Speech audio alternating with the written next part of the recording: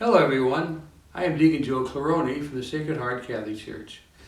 As you know, the Lord has transformed the lives of a multitude of people over the 2,000 plus years that His church has existed. Many have become canonized saints. Whenever you think of the saints, have you ever wondered how they became saints? Were they born into a saintly disposition and decided to become canonized once they died? Were they always people beyond reproach? Did they always have a halo over their head? The truth of the matter is that they were ordinary people like us.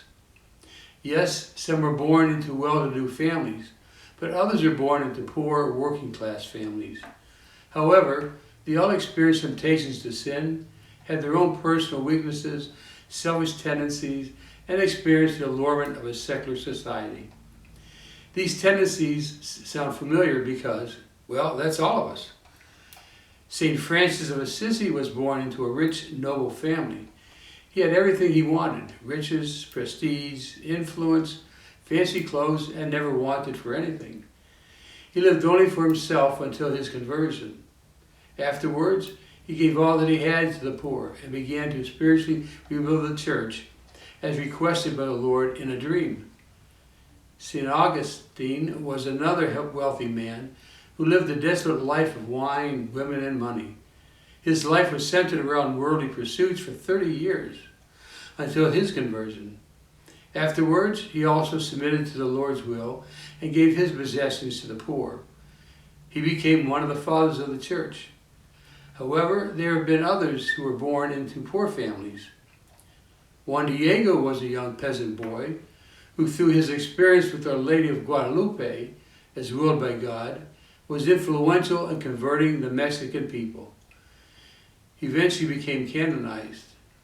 Bernadette Subaru was a young ordinary girl who God chose to encounter Our Lady of Lourdes in France. Here, many miracles are still being performed. She was also eventually canonized. St. Maximilian Kolbe, before his death and canonization, was a journalist who published a Catholic newspaper before he was martyred in the Auschwitz concentration camp. Then we have the 12 apostles. They were just ordinary, uneducated working men who Jesus called to his ministry. After he ascended into heaven and sent the Holy Spirit upon them, they continued Jesus' mission of proclaiming the good news. And as we all know, the 12 continued to spread the gospel unto their death. They were also canonized saints of the church. What the above-mentioned saints and all the other saints in heaven have in common was their encounter with Christ. Consequently, their lives are transformed. Many of the saints' encounter with Christ was nourished through their devotion to the Eucharist. They found the strength, the motivation, and the grace to continue to be Christ's witnesses to all those they met. The quiet time that they spent with the Lord recharged their spiritual batteries. Mother Teresa of Calcutta once wrote in her book, The Love of Christ, the following: "In the silence with Jesus, He listens to us. It is here that He speaks to our souls, and there we hear His voice." Because of this daily encounter with the Lord, the saints were then able to draw others to Christ through their Christ-like attitude, words, and deeds. The point that I'm trying to make is that we're all called to be saints. We're all called to be Christ's other self. To do so, Christ invites us to quietly rest in Him every day, if only for 15 to 20 minutes.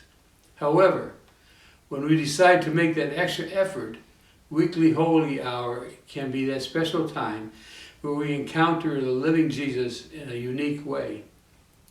There is an abundance of grace that we experience during this time with Jesus, and as a result, He slowly begins to transform or mold us into His image, so that we become His hands, His feet, His eyes, His ears, and His mouth to all those we encounter. There's a saying that I've learned from special retreats that I've worked on. We count on Christ and He counts on us. In other words, the more that we allow Jesus to transform us, the more He will count on us through His grace to transform the lives of others. One of our parishioners who regularly participate in Holy Hour began to experience the Lord's transformation. He wrote the following: "An hour in front of Jesus is so peaceful. You can concentrate so much better with no distractions, and looking up at the altar, calmness and peace comes to my mind and body." His experience of calmness and peace was something that he did not experience previously. This then coincides with what St. Thomas Aquinas once wrote: "The Eucharist is a sacrament of love. It strengthens love, it produces love." Another anonymous parishioner wrote the following: "For the longest time I was neither hot nor cold for the Lord, just lukewarm. I would attend weekly Mass out of a habit and to avoid feeling guilty if I did not go. A friend eventually invited me to attend Holy Hour with him, and I accepted. What I experienced during that time was one that I did not expect. I actually felt an overwhelming love and acceptance of Jesus in spite of my years of lukewarmness. It seemed that the Lord was telling me that He was never disappointed in me and that He never stopped calling me back to Him.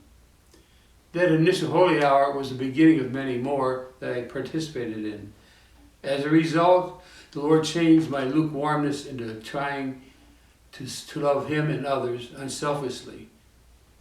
This transformation then coincides with what St. Teresa of Benedicta of the Cross once wrote: "When we are willing to make room in our life for the Eucharistic Lord, He can change our lives into His."